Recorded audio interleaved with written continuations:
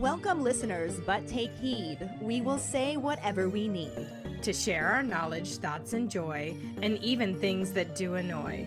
Before we begin, please be aware, we have a tendency to swear. You have been warned, make no mistake, so join us now. We're for Fawkes' sake. Welcome to For Fawkes' Sake, a Harry Potter book movie compare and contrast podcast. I'm Ellen, and my throat-coated co-host is Karlee. Well, the squeakies had started, so only option. You do definitely sound better. I love it because we try to do 2 episodes every other Saturday, and this is our second episode of this Saturday, and the previous episode started off with the squeakies and then gradually got better. You sound pretty good right now, though. Good enough to fly into the Phoenix flashback? Last week we covered the first half of Chapter 14, Felix Felicis, and the parallel, not corresponding, film scenes. In the book, we're met with a Hermione argument and an awkward Harry, per usual. In the movie, we see a combo of all the previous dinners that Hermione has attended for the Slug Club, but Harry is also randomly there now. Quidditch is always a hit in the book, and we see the team have their worst practice ever. Ron and Harry are nosy Nellies and find Ginny and Dean snogging in the corridor. Ron feels the need to tell his sister that everyone is calling her a whore. Well, he doesn't actually say it, but we all know what he was going for. After being sent to the burn ward, Ron is angry and moody. A hurt and confused Hermione doesn't understand that he's mad because she made out with the Bulgarian bonbon Victor Crumb. In the movie, we see none of this, but we do get an awkward conversation between Slughorn and Harry.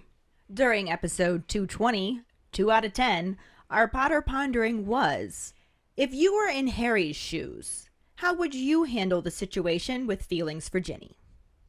Hi, this is Jessica calling in my Potter pondering for this week. Honestly, I think Harry handled the whole situation really well for being so young. He didn't let his little green monster sway his feelings about Dean and him being on the Quidditch team and everything. Did he act happy about finding Dean and Ginny smacking lips in a corridor? No, of course not. But he could have been all petty and found a silly reason to kick Dean off the team, and he didn't. And if I was Harry, I probably would not have handled the situation as well as he did. You know, he was surprisingly mature about it all, even after finding Ginny and Dean snogging. Morning, guys. It's Jackson with my Potter pondering. Forgive the sleepy voice. If I were Harry, I personally would have just told Ginny. But that's me. I'm a direct person. I would have told her how I feel. I would have just done that. So that's how I would have handled it. But of course, Harry, we all know he didn't handle it that way. So Thank you so much for your responses. Our trivia question last week was, how many points is Gryffindor up when Harper spots the snitch? They were up by only 100 points. Congratulations goes to Callista Whitewolf.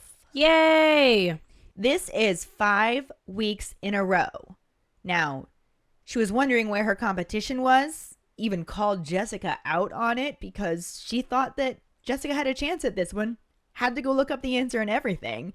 But Jessica was very distracted by Bridgerton, understandably. So now that Bridgerton is out and we have to wait for the next half of the season, is she going to be ready for this one? Is she going to give Callista some competition? Is someone else going to sweep in and take it away from both of them? You never know. For now, let's dive into the second half of Chapter 14, Felix Felicis and the corresponding film scenes. Chapter 14, Felix Felicis Part 2. To Harry's dismay, Ron's aggression sticks around for the next few days and ends up affecting his keeping skills so badly that during the last practice before Saturday's match, he misses every single goal and yells so much Demelza begins crying. Peek yells for him to leave her alone, and when Harry notices Ginny glaring at Ron, he remembers her reputation as an accomplished caster of the Bat Bogey Hex and bellows, "Enough!" He sends Peeks to pack up the bludgers, tells Demelza to pull herself together, she played well, and then, once everyone is out of earshot, tells Ron he's his best mate, but if he carries on like this, he's off the team. Ron sags and then says he resigns, he's pathetic. Harry refuses to accept this, telling him he can save anything when he's on form and only has a mental problem. Ron doesn't like being called mental, but warily shakes his head and says he knows there's no time to find another keeper, so he will play, but when they lose, he's taking himself off the team. No amount of attempting to boost Ron's confidence helps, especially since he's too busy being surly with Hermione to even notice. Harry even tries getting angry to provoke defiance in his friend, but it also does not work, and Ron goes to bed as dejected as ever. Again, Harry lies awake in the darkness, worrying about the upcoming match, knowing their chances of winning are slim if Ron keeps playing how he has been. While trying to think of a way to make Ron pull himself together, he has a stroke of inspiration.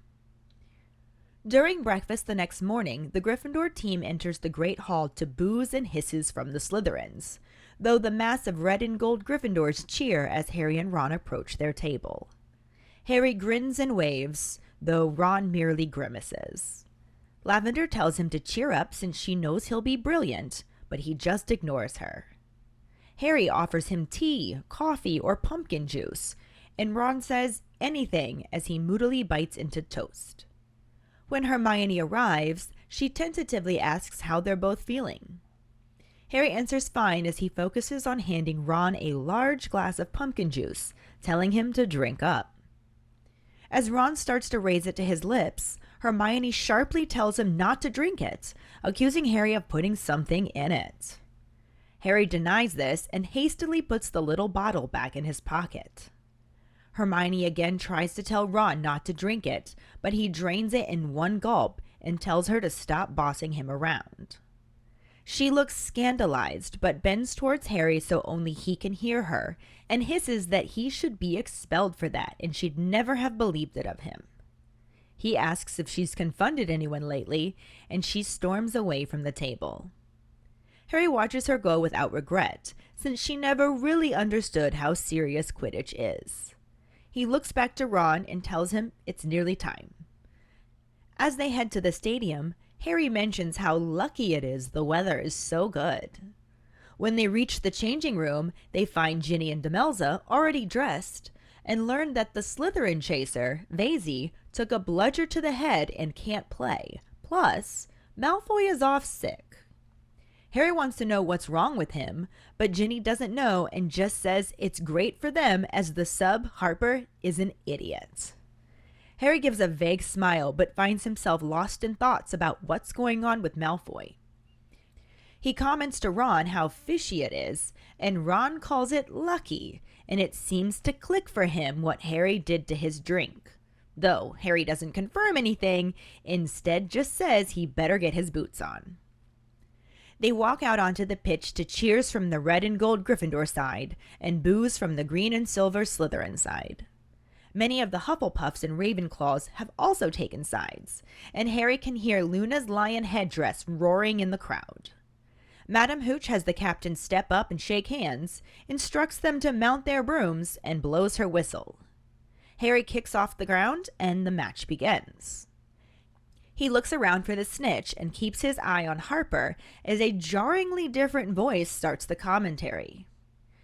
As it comments on Ronald Weasley's patchy performance as keeper the previous year, thinking he may have been off the team but speculating a close personal friendship with the captain does help, Harry looks over to see Zacharias Smith, a Hufflepuff player he heartily dislikes. As Slytherin goes in for their first goal, Ron manages to save it, and Smith says he's bound to get lucky sometimes. Harry grins to himself and dives amongst the chasers while continuing his search for the snitch. After about half an hour, Gryffindor is leading 60-0.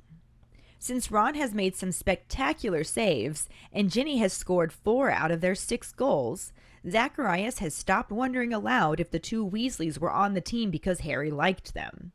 Instead, he starts in on Coot and Peeks, saying Coot doesn't have enough muscle. Harry flies past Coot and tells him to hit a bludger at Smith, but Coot just grins and hits Harper instead. It seems like Gryffindor can do no wrong, scoring goal after goal, and Ron saving shot after shot. He's actually smiling and even conducts a round of Weasley is our king. Harper deliberately collides with Harry while making a comment about Ron thinking he's something special today. Madam Hooch has her back turned and misses it as Harper immediately speeds off. Zacharias Smith announces that he thinks Harper has seen the snitch, saying he's certainly seen something that Harry hasn't. Harry thinks Smith is an idiot that missed them colliding, but then his stomach drops as he realizes he's right, and Harper has sped upward to the snitch, speeding high above them.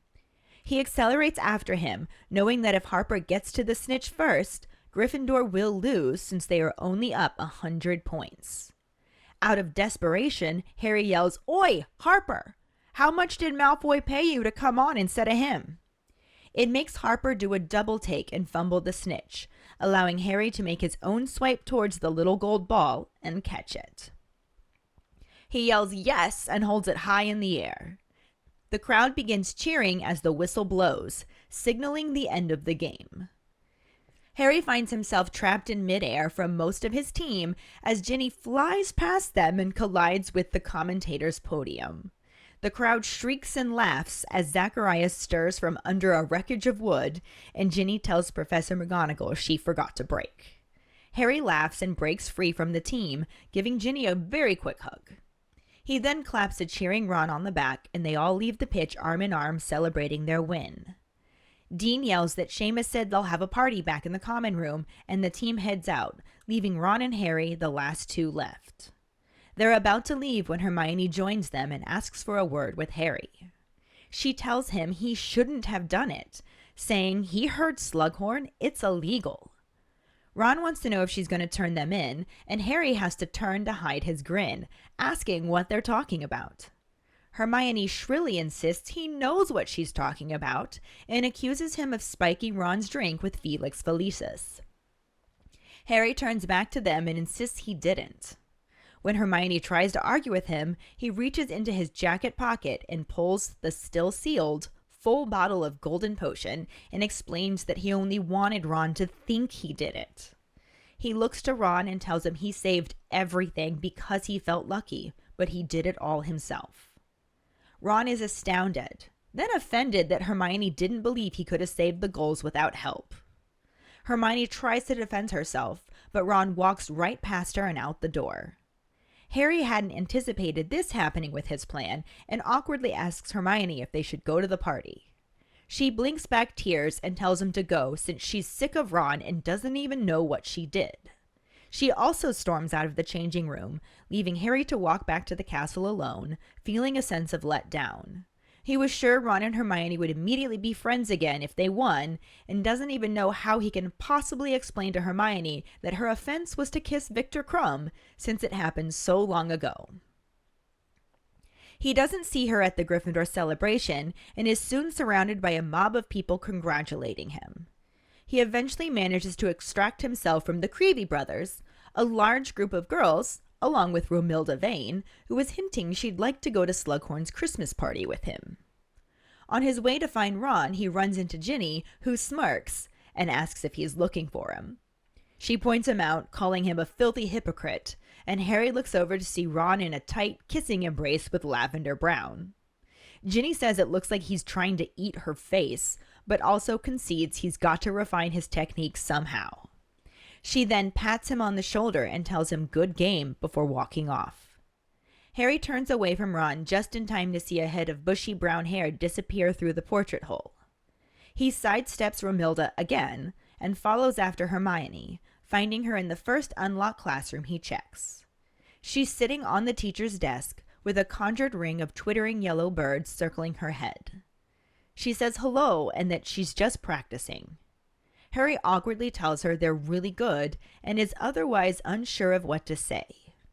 In an unnaturally high voice, she comments that Ron seems to be enjoying the celebrations. Harry tries to play dumb, but she calls him out.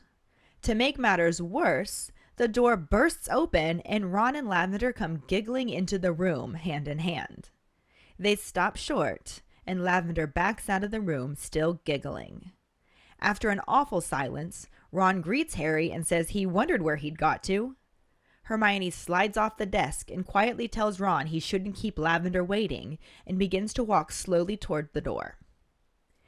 Ron looks relieved nothing worse happened when she shrieks, "A pugno!" from the doorway, and the little flock of birds speed towards Ron and begin pecking and clawing at every bit of flesh they can reach.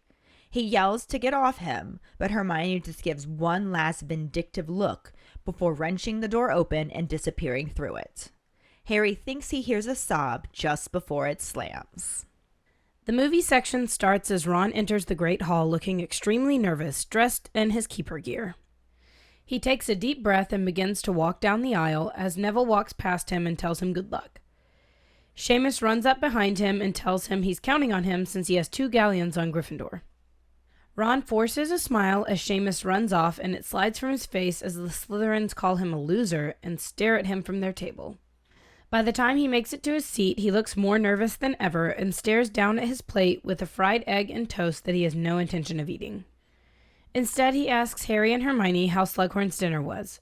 Hermione responds that it was pretty boring, but teases Harry a little, saying she thinks he enjoyed dessert.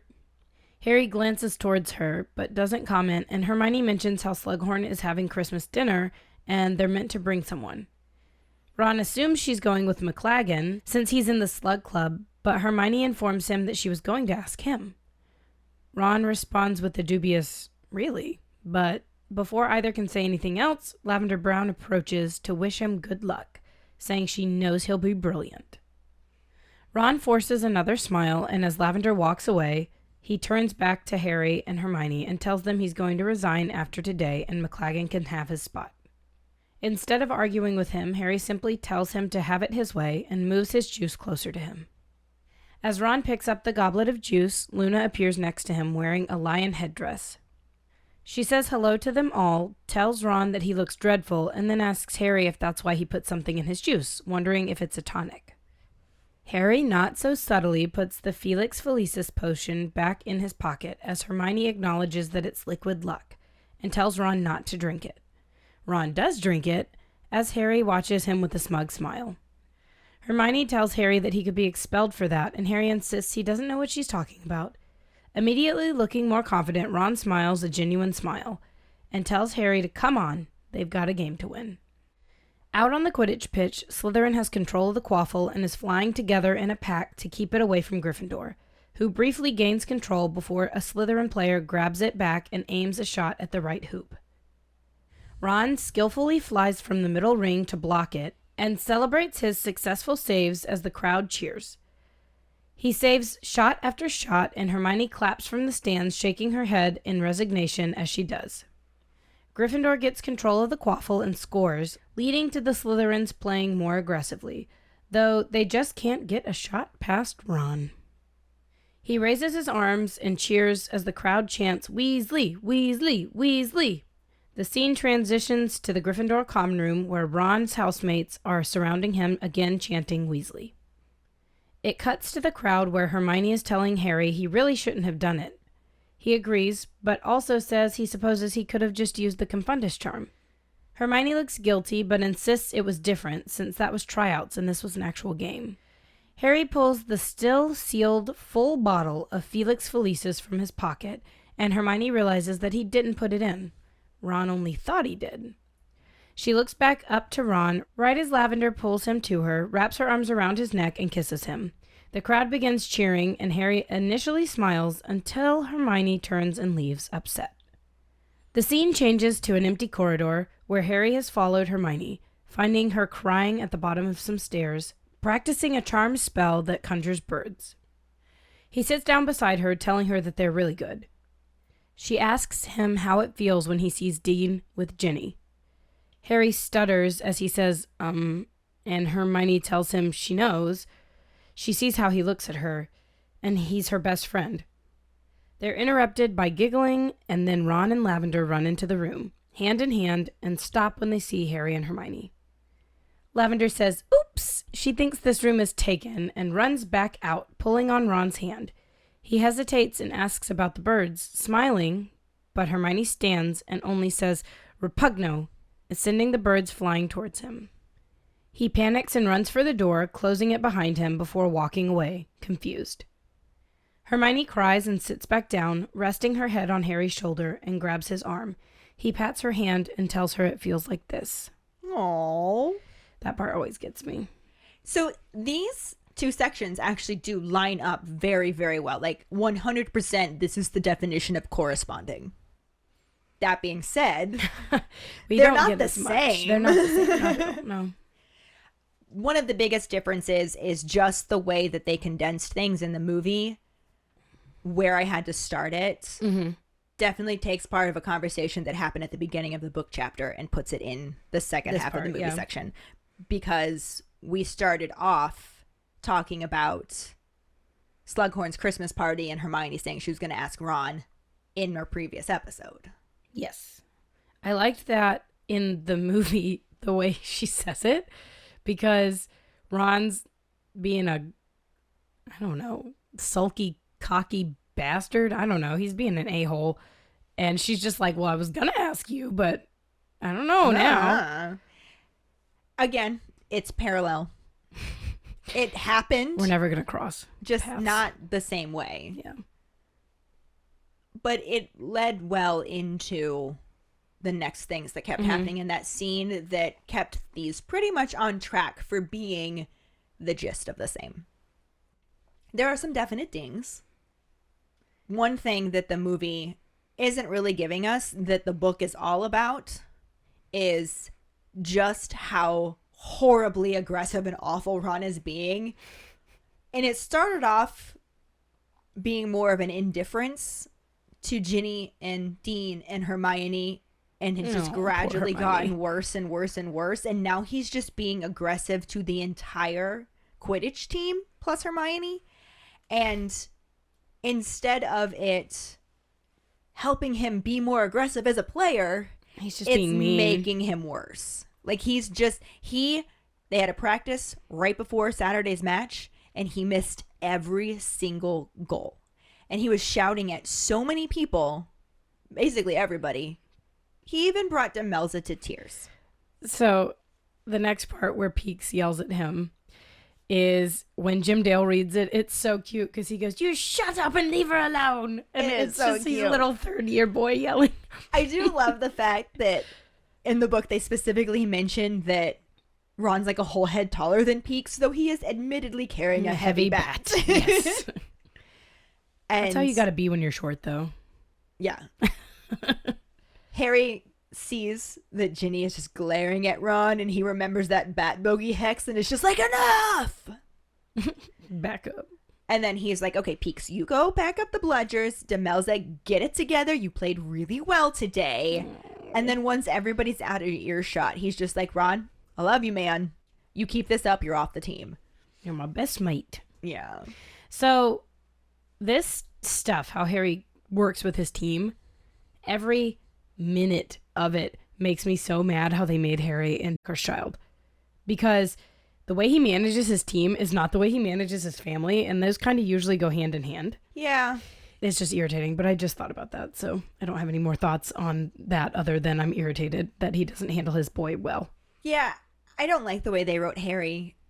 I can understand to a certain extent that he has those moments, but I feel like we would have seen him before. Mm-hmm. Like with all of the trauma that he's had, some anger here and there, I would totally understand. Like not knowing how to relate to your son and getting really frustrated. I don't think that that was out of the realm of how somebody in his situation would act, but it is not how Harry has ever been written to act before. Correct. Like maybe in the 5th book he was a little bit more like that, but that was kind of a special circumstance. He had literally just watched somebody die That he was never got relatively to close deal to. with it, Yeah, because there's no wizarding. and then was getting shut out by everybody who mattered to him in any way, shape, or form. Except for his two best friends who can't really help. Yeah. And then on top of that, the evil dark wizard that he shared part of his soul with was back and therefore more powerful, and it was just like triggering that stuff within Harry. That should not have been affecting him as an adult anymore.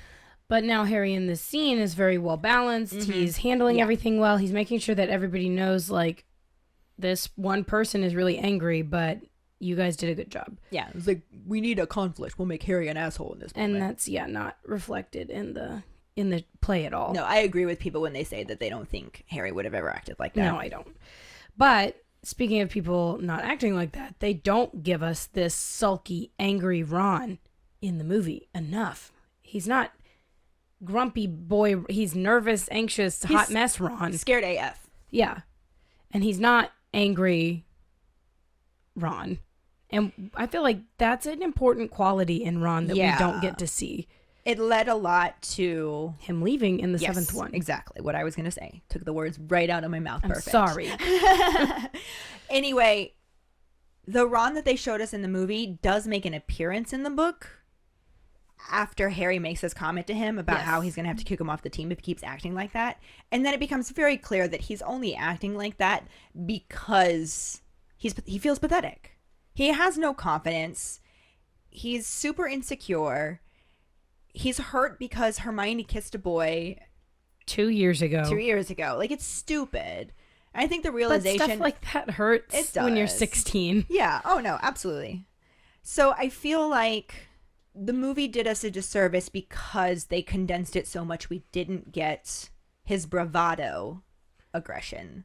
We just got this pathetic Ron that's just like, I'm just going to resign. We don't get Ron with an emotional range bigger than a teaspoon. We do not.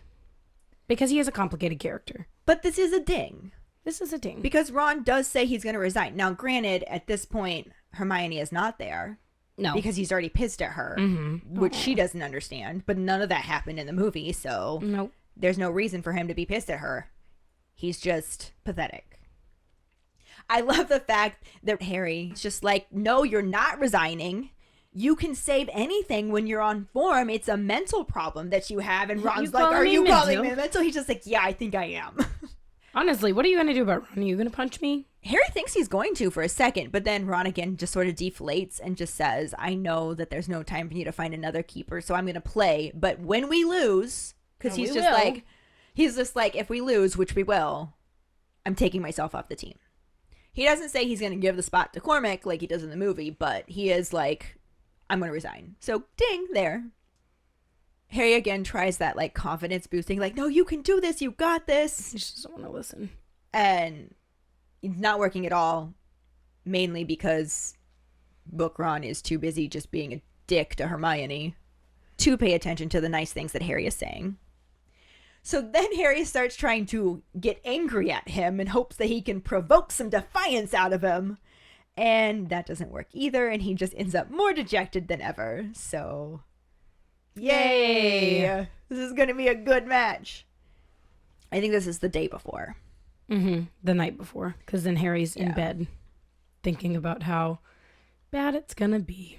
Yeah, definitely concerned. He feels like their chances of winning are slim. Although I'm sure there's that part of him that's just like, maybe I can just catch the snitch really early like I did before and take the pressure off of him. I mean, that's not out of the realm. Right. Harry is really good at finding the snitch very early on. But I feel like it's really hard to captain and also search for the snitch because you can't always watch what's going on. Yeah. Because it's got to be tough. Yeah, I can't imagine that. I think that's how Ginny ended up basically being the co-captain. Because she can watch what's going on because she sees more. I guess maybe it doesn't make very much sense for a seeker to be a captain because they have to focus so much on one thing. Yeah. And he almost misses it in this game. He does almost miss it. But he's trying to fall asleep. Well, he's not trying to fall asleep at this point because at this point he's trying to figure out if there's something he can do to help Ron pull himself together. And the book says he has a stroke of inspiration, though it does not tell us what it is. We just get to experience it along with Ron and Hermione. This is, again, a ding moment, though they did it differently. And this is basically where that movie part came in. Because with Ron walking into the Great Hall. Yeah. Now we're at breakfast before the match.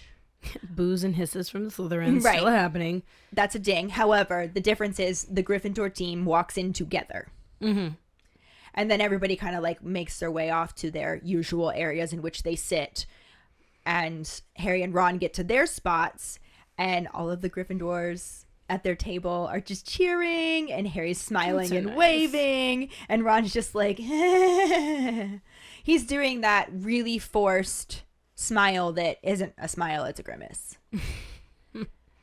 We do have a moment with Lavender, but it's not because she approaches him to talk to him. It's because she sits near them because they're all the sixth years. And she tells Ron to cheer up. She knows he's going to be brilliant, but he just ignores her. Doesn't even give her the forced smile like he does in the movie. He's just like, what the fuck ever.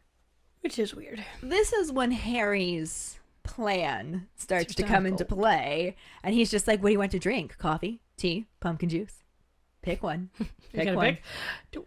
I'm going to umbrage this with something for you. Ron's just like, anything. So as Harry is preparing some pumpkin juice for him, Hermione shows up.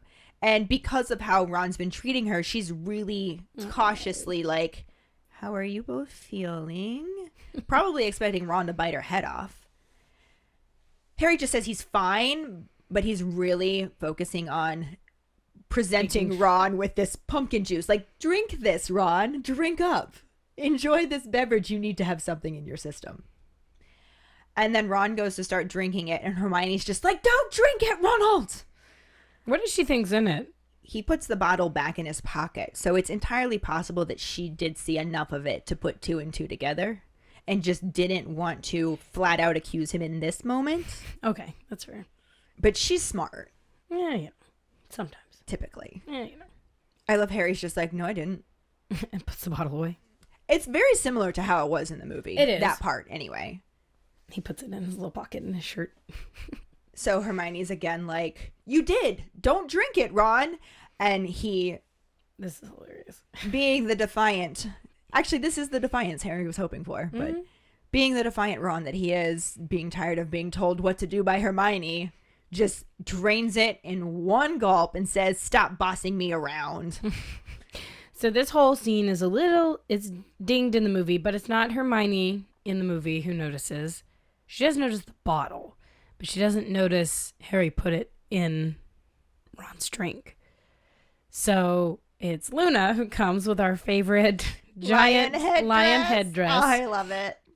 And she's like, oh, is he sick? Is that why you gave him a tonic or something? You look awful, Ronald. Yeah. Super, always the Luna. And then we see the flash of the bottle as Harry tucks it into his shirt pocket. I don't know what And you're talking about. no idea. And they both get up and they're like, "Wachow, let's go." I love the fact that Hermione's just like, it's illegal. He should be expelled. And Harry's just like, I don't know I what could you have got used a confundus charm. Yeah. That's the best line. In the book, though, it is Hermione who noticed. And this definitely is what goads Ron into drinking it. And then Hermione's just feeling all scandalized for being accused of bossing him around, which she kind of does do, but He needs some bossing. He's a mess. He does.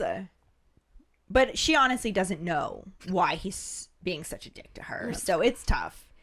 And she kind of leans towards Harry and is just like, you should be expelled for that. So she knew immediately what he did.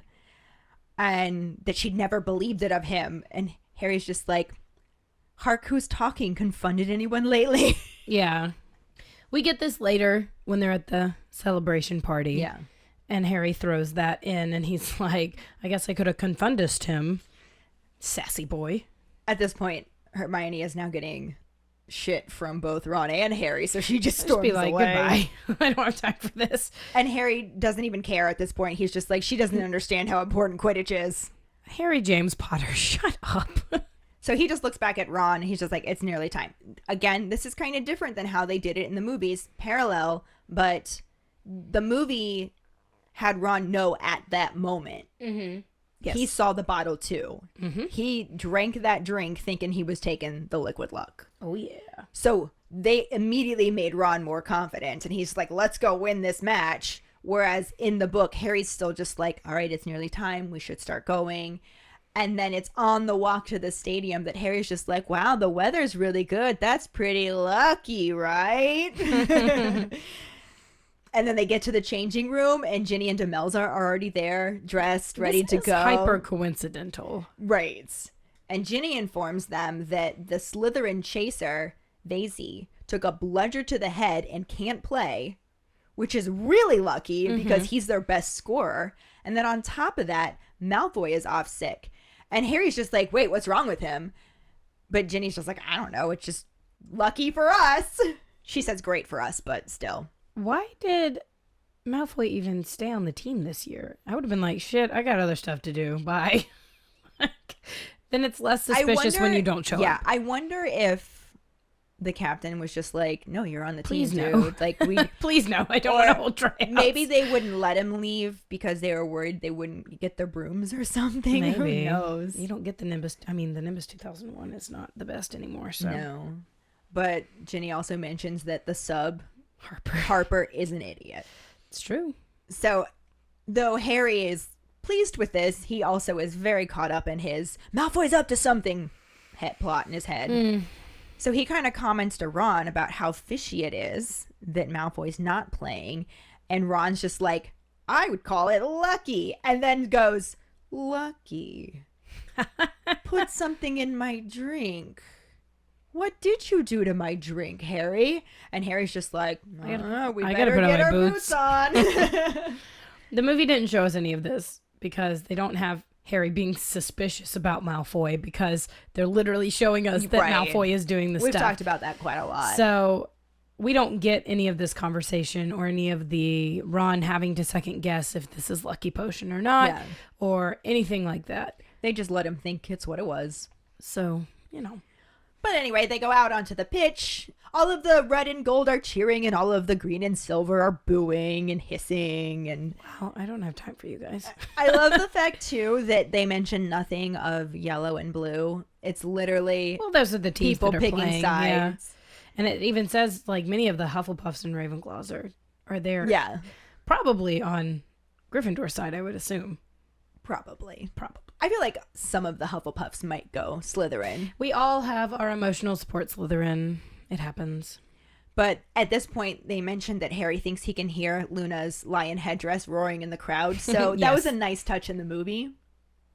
And then, as usual, Madame Hooch is the referee, and she has the captain step up, shake hands, so they try and squash each other's hands. And then she's like, all right, on your brooms. 3, 2, 1, whistle blow, match starts. And being the seeker, Harry is immediately looking around for this snitch and keeping an eye on Harper, but it still acknowledges that Lee Jordan is no longer there to do the commentary, so it has to be done by someone else. And it's described as jarringly different, which I would imagine after 5 years, not a full 5 years, but after 4 years out of 5 years, the past 5 years, hearing the same voice do the commentary, it would be very weird to have a hear new somebody voice else. doing it. And especially, And then this voice, in addition to being different, is also making comments on Ronald Weasley's patchy performance as keeper the previous year. Specifically saying that after that, he thought he may have been off the team, but clearly having a close personal friendship with the captain man, fuck this guy. helps. Fuck this guy. He's Zachariah Smith in all wholeheartedliness is not a Hufflepuff. Fuck that guy. Yeah. He has been disowned by Karlee, a Hufflepuff, so it's official. Though Smith is mentioned, Hepzibah Smith, he's probably a descendant, would be my guess. Probably. So that's probably why. And the book does say that Harry heartily dislikes him, so... I agree with you, Harry. Which, after this commentary... Fuck that guy. Right? Can't blame him.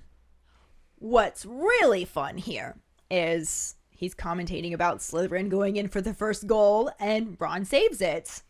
To which Smith says he's bound to get lucky sometimes. And I feel like that only has to boost Ron a little bit more. Because Harry grins. And then he kind of just dives amongst the chasers and continues looking for the snitch. After about a half hour of playing, they're ahead. Gryffindor's ahead, 60-0. Ron making some spectacular saves by the tips of his fingers and stuff like that. And Ginny having scored 4 out of their 6 goals. Bless her. So at this point, Smith has had to stop speculating on whether or not the Weasleys were only on the team because Harry likes them. This irritates me a lot because Zachariah Smith has not been paying attention to the Weasleys who have been in the school while he's been there. Because Fred and George were excellent beaters. Ron Right, duh. is a struggle, but, you know, he can save it when he's on form, like Harry says. Ginny is an excellent chaser. Right. And they're brothers previously. Charlie was the team captain. Yeah. Like, No, Smith is an idiot. He is. Smith is an Back off. idiot. I don't have time for you. Because when he can no longer talk about that, he starts in on Coot and Peaks, specifically saying that Coot is not the typical build for a beater. Usually they have more muscle. And I love this because Harry flies right past Coot and just sort of just goes, hit a bludger at him. And Coot laughs, but then decides to aim the bludger at Harper instead. And Harry keeps on flying, Okay. but like hears the thunk as it hits him. So, not a crappy beater. Right? And it just seems like Gryffindor can do no wrong. Just they're making goal after goal, Ron saving shot after shot, and he's even smiling. So when the crowd starts singing Weasley is our king, like the nice version, Yep. he conducts it from up on his broom in Get front it, of boy. the rings. And I love that, or the hoops. But I love it. At this point, Harper deliberately runs into Harry as he's saying, oh, he really thinks he's something special today. Your blood traitor friend. And Madame Hooch is looking at something else, so she doesn't see this happen, and Harper immediately speeds off. So even though the crowd is protesting, she doesn't know what's going on. And then Zacharias Smith starts to say that he thinks Harper's seen the snitch and goes, yeah, he's certainly seen something that Harry hasn't. And Harry's just like, what a fucking idiot. Did he completely miss me and Harper colliding? Until No, he he didn't. realizes that He's right. Harper did not speed off at random. He actually did see the snitch, and he's after it far enough away that if Harry can't catch him and Harper gets the snitch, Gryffindor's going to lose because they are only up 100 points. Ding. And that was our trivia question. That it was.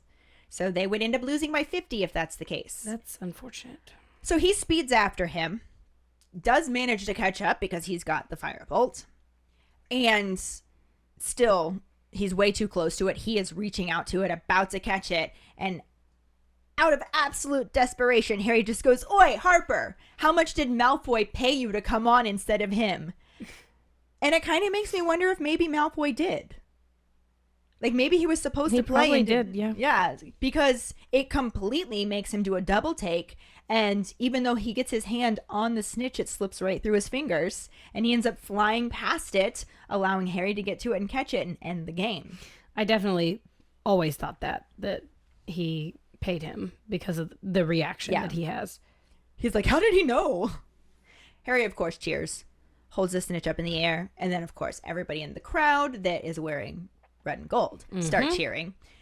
Madame Hooch blows the whistle to signal the end of the game, and almost the whole team flies to Harry midair Except to Ginny. hug him. So they're like doing group hug midair. It's a huddle cuddle puddle A huddle cuddle puddle. while flying. Sounds dangerous.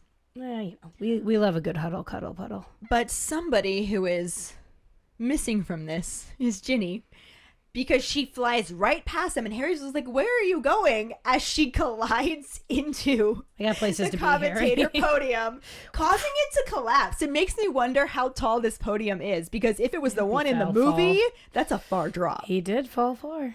But just causes it to collapse. And of course, everybody is just cracking up at this. Zacharias is just stirring from under all of these wood pieces. And Ginny's like, I forgot to break. My Sorry, bad. Professor, I forgot to break. I feel like McGonagall in that moment was like, I really have to pretend like I'm mad at you, but Yeah. you go, girl. You go, girl. Absolutely. Harry is also laughing, breaks free from his cuddle puddle huddle, and gives Ginny a hug, letting go really, really quickly. It's like, it's a brother hug. I swear, it's just a brother hug. But she even kind of looks curiously at him when he does this. I don't think he's ever hugged her before like that. But Unless also, you're watching the but movies. also, but also, like, can you imagine being hugged by your crush that you've had since you were 10 years old? Oh my God, I would have puked. Right? To, distract from this hug, he then goes and gives Ron a clap on the back And then they're all leaving the pitch arm in arm and celebrating their win. And Dean announces that Seamus told him there'd be a party in the common room. So as everybody is getting back in their normal clothes, he tells Demelza and Ginny to come on so they can go celebrate. And again, we are left with Ron and Harry being the last two in the changing room. And they're getting ready to leave when Hermione shows up. And this is when she has a fuller conversation. Yes. Where she's like, you should not have done that. You heard Slughorn. It's illegal. And Ron is just flat out like, are you going to turn us in? And Harry's just over there. He actually turns his back to hide his grin and is just like, I have no idea what you guys are talking about. And Hermione says shrilly. So I just imagine Hermione's voice getting super squeaky. Super and just squeaks. being like, you know what we're talking about? Yes. You spiked Ron's drink with Felix Felicis. No, I didn't. Harry turns back around, lets him see a smile, and just goes, no, I didn't. And she's like, yeah, you did. That's why he was able to save all of those shots. That's why the weather was so nice. That's why this. That's why this. That's why this. And Harry just pulls the still sealed little bottle of the golden potion out of his pocket. Sassafras. And it's like, no, I just wanted Ron to think that I did it. I mean, that's a really smart strategy. It really honestly, my was guy. brilliant. That was an absolute stroke of inspiration. He looks to Ron and he's like, dude, you saved everything yourself because you felt lucky. Because you could. Because you're skilled. And he you like have the really, skills. that was brilliant because he just really proved to Ron that he had it within him all the fucking time. But it doesn't save Ron and Hermione's relationship. No, like he hoped it would. Because Ron is like super offended that Hermione didn't believe he could have saved all of those goals without the help. I mean, this argument really should have been in the movies. But because they erased all of the tension between them until the tension came up between them because of Lavender. Then it makes it seem Stupid. stupid. Yeah, I agree. Hermione does try to defend herself, but Ron wants nothing of it. She's like, no, I didn't say that. Like, I knew you could do this, but we both thought you'd been given the potion. Yeah. And Ron just walks right past her and leaves. So now it's Harry and Hermione. And Harry's just like, well, this wasn't supposed to happen. You were supposed to immediately Supposed to be be friends friends. again. No. And he's just like, should we go to the party? And Hermione blinks back tears. She's whatever like, you you want." go. I'm sick of Ron at the moment. I don't even know what I'm supposed to have done. And she leaves the changing room. And Harry has to walk now back to the castle by himself. Feels very let down because he really thought that this win was going to make so much happy that Ron and Hermione would be cool. And they weren't. No way, Jose. And he's just like, I don't even know how I'm supposed to tell Hermione that her offense was kissing Victor Crumb when it happened years ago. Like, how do I even explain that that's why he's being so butthurt? You don't. You just let her be. Yep. He doesn't see her in the Gryffindor common room with the celebration, but then is completely surrounded by a mob of people and doesn't even have time to go look for Ron, let alone see if Hermione ever made it there. And it says that, like, he's having people congratulate him. The Creevy brothers want a play-by-play. A large group of girls are laughing at the dumbest things that he says. And Romilda Vane especially is hinting that she'd like to go to Slughorn's Christmas party with him. So No thanks. there's that. He manages to extract himself from all of this and tries to go find Ron, but runs into Ginny instead. Literally runs into her. Yeah. And she's like, oh, you're looking for Ron? He's over there, the filthy hypocrite. And when Harry The looks, whore. yeah, when Harry looks over at him, it says that he is wrapped in such a tight embrace with Lavender as he kisses her. It's hard to tell whose hand is whose. Gross. Gross. And Ginny describes it as him looking like he's trying to eat her face, though she does concede that he's got to refine his techniques somehow. And I feel like Gross. she's kind of glad that he's doing this. I think Stop she's being a crazy hoping pants. that, yeah, he'll loosen up more now. But then she pats him on the shoulder, creating this, like, swooping sensation in Harry's stomach, and tells him good game before she walks off herself. To go make out with Dean. It's a lot happening. There's a lot happening. Harry turns away from Ron, figuring he's not going to be surfacing anytime soon. Ew. I hate that description. But it's just in time to see Hermione's bushy brown hair disappear through the portrait hole. And there's a part of him that's hoping she didn't actually see it because it's so crowded. But he also knows and follows after her. Yeah. Having to avoid Romilda yet again. And he ends up finding Hermione in the first unlocked classroom that he checks. A little different setup in the movie. One of the big changes, I think, is the way the kissing came about. Mm-hmm. Differences in the movie. Kissing came about. Oh, yeah. Because you see it in the movie. You see her pull him down and grab his face, and she's like very aggressive. Yes, very aggressive. But then in the book, you just walk in and it's already happening. Yeah. So we don't know what happened. And Hermione and Harry are standing together. Yes. So he knows she sees it for sure. Which is upsetting. And then in the movie, you have Hermione and Harry standing next to each other talking about how you really shouldn't have done it. And he's like, oh, I don't know what you mean. I could have just confronted him. Well, and she gets a little embarrassed, and that's when you find out, like, he knows, they know, blah, blah, blah. So then we see him pull the bottle out of his pocket, and you see the little flash that it has. It's just stereotypical flash. And Hermione's like, you didn't put it in. And Harry was like, nope. And she was like, Ron only thought you did. And Harry was like, yep. And he smiles to himself, as he does. And then that smile quickly fades once she turns around to leave. Like, Harry's like, oh. Well, the kiss happens. Yeah, and he's laughing about it. And he turns to look at Hermione to, like, share the laughter. But she's Which is walking so away. Stupid. Because he knows. I don't think he really thought that through. No, he did not. What I love about this part of the movie is when they were filming it, Daniel Radcliffe deliberately yelled cut, so they had to do it again. Keep going. There's actually a video out of him doing that. It's so funny. That's funny. So that smirky smile that he had was pretty genuine. The best thing that I have heard ever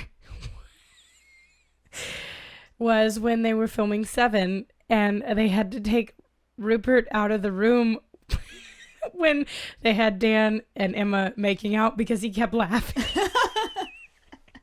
And it was messing up the whole scene, so they had to make him leave. That's so funny. To be fair, pretty good payback for Harry ruining the scene when Ron had to make out with Lavender and Rupert had to make out with Jessie Cave. I mean, had to. She's pretty attractive. But anyway, so Hermione's in this empty classroom and she has her wand out and a conjured ring of little yellow birds are just flying around her head. And she looks up at him and she's like, oh, hello, I'm just practicing. And Harry's just like... With like the saddest sniffle. Yeah, and Harry's like, they're really good, but doesn't really know what else to say because, Harry. I like this, though, the way he does it. I like the way Dan does it. He's like, well, they're really good. And he's just like encouraging her without... Yeah. He's trying to not be awkward. He's trying to make her not think about it. Yeah. And he's being a good... This He's whole being a good scene friend. is them being good friends to each other. Absolutely. And it's a very Harry-Hermione building block. Yeah. And in the book, it's pretty similar to the book. But in the book, Harry just doesn't really know what to say. So he kind of just sits down next to her. And it's Hermione who, again, uses that super high voice. But this isn't one of the, like, frustrated ones that she gets, like, all worked up one. This is more of a, Ron seems to be enjoying himself at the celebration. And Harry's just like, oh, is I he? guess you saw What that. do you mean? Yeah. And Hermione's like, don't play dumb. Like, I know you saw him. And then, as if this isn't awkward enough, the door opens and Ron and Lavender come laughing in the room, holding hands. Tee-hee-hee-hee-hee. All caught up in their little whirlwind make-out romance that's happening. And they stop the moment they see Harry and Hermione. And Lavender is just like, oh, and backs out, still giggling. But Ron stays. It's super silent and awkward for a moment. And then he's just like, hey, Harry, I wondered where you got to. So stupid. Not about the birds, which is what he says in the movie. Well, whatever. I feel like that makes more sense to comment on the birds, And personally. in the book, Hermione slides off the desk and is just like, you shouldn't keep Lavender waiting. She's going to begin to wonder where you are. And she starts to leave herself, but like really slowly, because I don't think she has any interest in running into Lavender in the hall either. And Ron looks back at Harry and just kind of looks relieved that that was the worst that happened. Yeah. Until from the door, Hermione's voice goes, "Apugno!" And the little flock of birds just start pecking and clawing at every single bit of Ron that it can reach, because he's like covering his face and stuff. But they are just I really going like the way after they him. did it in the movie. That they were just like balls of feathers that explode. Yeah. Well, he was able to get out the door and close it, so you could just hear him hitting the door. It shows him hit the door. Yeah. Poop, poop, poop. The sound too, though. Yep. Like It was great. I thought that was a good alternative to them attacking Rupert's face. Yeah, because in the book he's like yelling, "Get off me! Get off me!" And he like runs out the door. And Hermione just gives him a vindictive look and pulls open the door and disappears through it. And Harry can hear her sob as she's slamming it. And that's where the book chapter ends. It ends similarly but differently, as it tends to in the movie. You just summed up this entire podcast. Similarly but differently. We're left in the movie with Hermione and Harry sitting on the awkward random steps that are here at this point in this really shabby part of the castle as Ron leaves and the birds attack the door. But before Lavender and Ron had busted in the door, Hermione poses a question and says, "How does it feel when you see Dean with Ginny?" And Harry's like, didn't think you had noticed that one. Wait, what? And to be fair, the only thing we've seen of Harry showing any interest in Ginny was the awkward "I'm going to stand up," which we didn't even talk about that last episode. No. From but the it's awkward dinner party, hilarious. and Ginny shows up late. And they're he's already like, dessert, "Oh, hello, I'm standing." And she goes to sit down and he stands and then sits back down after she does. And that's the only thing the movie has really shown us of Harry looking at Ginny. Yeah. But They showed us Hermione- plenty of Ginny looking at Harry, but not the other way. Hermione specifically says, "I've seen the way you look at Ginny when she's with Dean." And the only real moment of that we've had Is when he's not even he's looking. like completely checked out because he's trying to get Slughorn's attention. So I wonder- love this conversation. I hate the way the movie set it up. I wonder if they filmed more things Oh, probably. where Dan was looking at them, maybe at the tables. I would whatever. not be And they even cut it out. remotely surprised. But in this moment, after they bust in the door, then, Harry has to stop, whatever he's thinking. But Hermione says, "I see the way you look at her." Yeah. Because she does notice, like, regardless of if it actually is shown, which is annoying, but she's their best friends. And she says that. She says, You're my my best best friend. I notice when you notice somebody, like, because she's observant. She's very, Oh, yeah, absolutely. she's very Dumbledore in that aspect. And she takes this moment, then Lavender and Ron bust in, being nonsensical. And when they leave, Harry sits down next to her and puts a hand on her knee and says, "It feels like this." Yeah. Because it is what it feels like. And Yeah. he and her get to, they have a lot of really good Harry, Hermione, not love in a romantic way, but definitely love in a platonic Oh, way. they're absolutely siblings. They have so many good builds like that when they dance in Yeah. the tent. I do love that, even I though do it didn't love happen that. in the book. Because it's that moment that they needed. Yeah. And this is that moment that they needed. They needed to be sad together. But I thought this is a good way to do it in the movie. Yeah, I think it worked I know really it's well. weird, but it does make your heart sad. And you have that moment where it's like hard to watch because it is Ron being stupid and 16 and oblivious to everything that is happening, but also not. And he knows, I don't care what anybody says. Ron is smart. He knows that what he's doing is hurting Hermione. Oh, yeah. And he wants it to hurt her because he feels like she intentionally hurt him by going on a date with Victor Crumb. I don't know. I don't know if he wants to hurt her. I think he just feels justified. I need to to be able to move past this. But It's just one thing strange. I will say about the author, because I have read other books that she's written, and she has this thing where she really likes to balance it out.